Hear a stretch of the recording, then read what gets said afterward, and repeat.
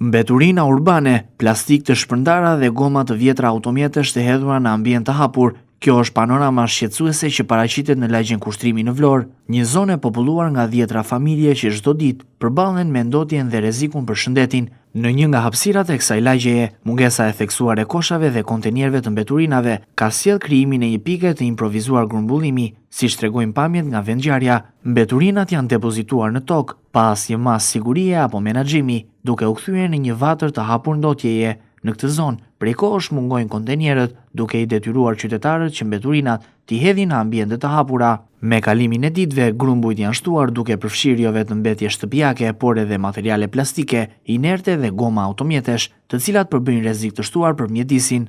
Prania e gomave të përdorura është veçanërisht problematike, përveç se zën hapësirë dhe prishin estetikën e zonës, ato janë potencialisht të rrezikshme në rast zjarri, pasi çlirojnë substanca toksike në ajër. Ndërkohë, mbeturinat e ekspozuara në natyrë tërheqin insekte dhe kafshë ndacake, duke rritur rrezikun për hapjen e infeksioneve. Era e pakëndshme dhe pamja e degraduar kanë krijuar shqetësim tek banorët, të cilët kërkojnë ndërhyrje të menjëhershme. Zgjidhja është e thjeshtë, vendosja e kontenerëve të mjaftueshëm, si dhe një grafik i rregullt i tërheqjes së mbeturinave, do të shmangte grumbullimin në ambiente të hapura.